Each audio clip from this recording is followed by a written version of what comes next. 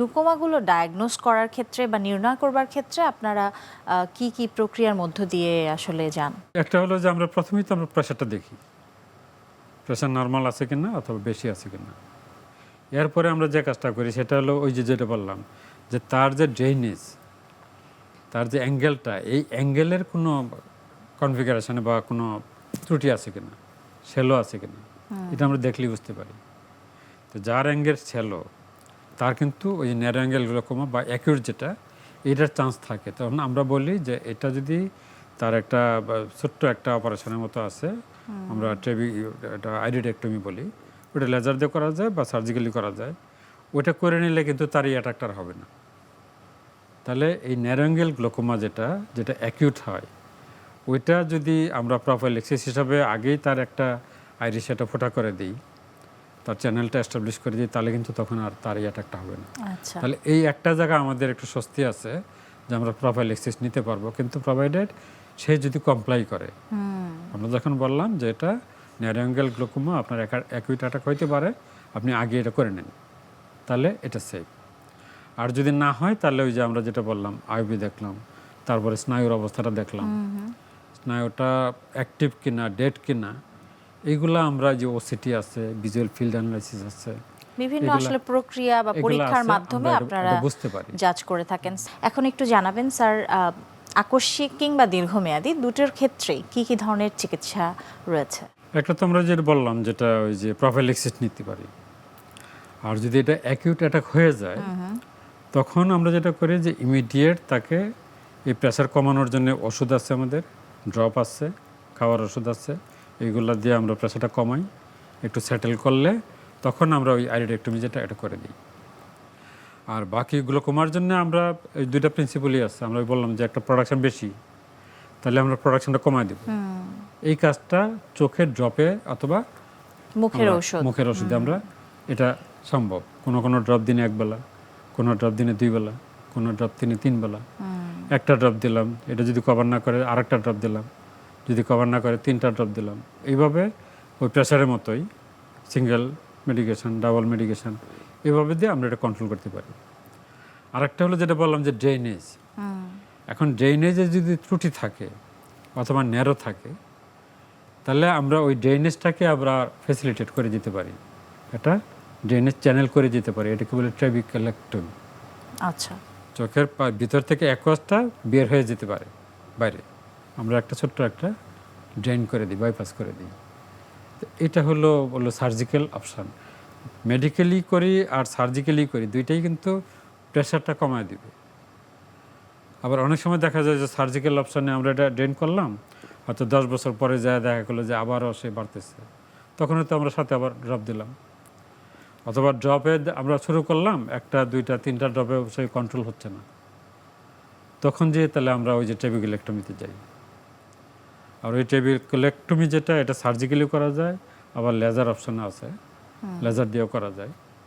তো সেই জন্য অনেকগুলো অপশান আমাদের আছে।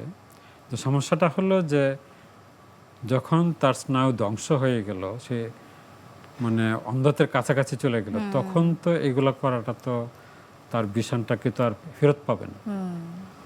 তো সেই জন্য শুরুতেই যদি ডিটেক্ট করা যায়, এখন যেহেতু ম্যাক্সিমাম গ্লোকোমারই উপসর্গ নাই, সে তো আর জানতেছে না যে তার গ্লোকোমা। স্যার, এটি প্রতিরোধ করবার কোনো উপায় আছে কিনা? একটা বললাম যে ন্যারো অ্যাঙ্গেল গ্লোকোমা যেটা অ্যাকিউট অ্যাটাক হয়, ওটা তো আমরা একটা মানে ওই আইরিডেক্টমি করে দিলেই হচ্ছে।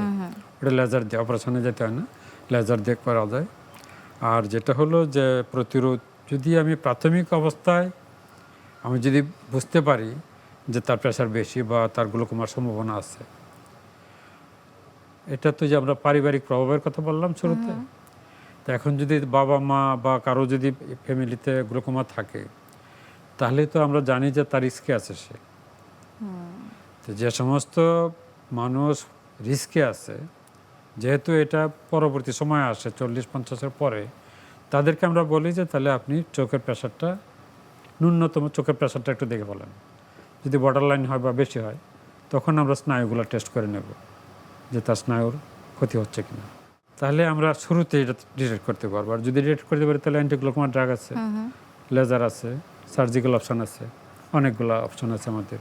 আমরা এটা যদি কন্টিনিউ করি তাহলে হয়তো সারা জীবনই তার জন্য একটা মানে ফাংশনাল ভিশন যেটা বলি, সে কাজ কাম করতে পারে, এরকম একটা ভিশন তার জন্য একেবারেই সেট রাখা করা। সম্ভব। স্যার, আমাদের এই অনুষ্ঠানে একটি নিয়মিত সেগমেন্ট হচ্ছে, আমরা বিভিন্ন খাদ্যের পুষ্টি গুণাগুণ আমাদের দর্শকদের দেখিয়ে থাকি, সেটি এখন দেখে আসবো। প্রিয় দর্শক, দেখছেন স্বাস্থ্য প্রতিদিন অনুষ্ঠানে এ পর্যায়ে চলুন দেখে নেই খাদ্যের বিভিন্ন পুষ্টি গুণাগুণ সম্পর্কে আমাদের পুষ্টিবিদের কাছ থেকে।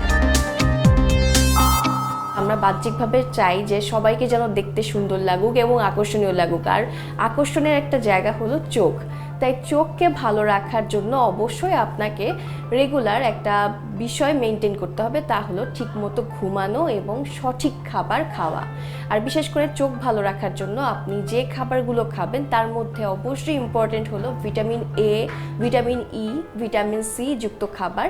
এটা কিনা আপনার চোখকে ভালো রাখতে সাহায্য করে এবং ভিটামিন কে যুক্ত খাবার আপনাকে খেতে হবে। তো আপনি চোখ ভালো রাখার জন্য অবশ্যই সবুজ শাকসবজি খাওয়ার চেষ্টা করবেন এবং বেশি করে সবুজ শাকসবজি খাবেন, যা কিনা চোখের দৃষ্টি ভালো রাখতে সাহায্য করে। এবং সবচেয়ে ইম্পর্টেন্ট বিষয় হলো যা আমাদের সবার সামনে পাওয়া যায়, সবাই আমরা চাইলে ইজিলি কিনতে পারি, তা হলো গাজর। গাজরে আছে ভিটামিন এ নামক এক ধরনের অ্যান্টিঅক্সিডেন্ট। ভিটামিন এ আছে এবং এর মধ্যে আছে বিটা ক্যারোটিন নামক অ্যান্টিঅক্সিডেন্ট, যা রোগ প্রতিরোধ ক্ষমতা বাড়ায় এবং চোখের দৃষ্টি বাড়াতে সাহায্য করে। তো আপনি যদি রেগুলার, বিশেষ করে যে আপনাদের যদি কোনো ছোট বাচ্চা থাকে, তাকে যদি রেগুলার খাবারের লিস্টে আপনি যদি গাজর রাখেন, তাহলে কিন্তু তার চোখের দৃষ্টি বাড়াতে সাহায্য করবে এবং আপনারও চোখের দৃষ্টি বাড়াতে সাহায্য করবে। এবং শুধু চোখ না, গাজর কিন্তু স্কিনকেও অনেক বেশি ভালো রাখে। এবং ছোট মাছ অনেকে এড়িয়ে চলে এবং মনে করেন যে এটা মনে হয় গরিব মানুষের খাবার বা এটা আমাদের খাবার না। আসলে কিন্তু এর কাজটা একদমই করা উচিত না। ছোট মাছ আপনার রেগুলার ডায়েট চার্টে রাখতে হবে এবং আপনি যদি নিয়মিত ছোট মাছ খান, বিশেষ করে সপ্তাহে 2 থেকে 3 দিন, তাহলে কিন্তু আপনার চোখের দৃষ্টি সুন্দর করতে সাহায্য করে। এবং এর পাশাপাশি কাজু বাদাম রাখতে পারেন এবং কাঠবাদাম রাখতে পারেন। বিভিন্ন ধরনের বাদামও কিন্তু চোখের দৃষ্টি বাড়াতে সাহায্য করে। এর পাশাপাশি আপনি অবশ্যই রেগুলার দুধ খাওয়ার চেষ্টা করবেন। দুধ কিন্তু চোখের দৃষ্টি বাড়াতে সাহায্য করে, কিন্তু কারণ হলো দুধ এক ধরনের আদর্শ খাবার।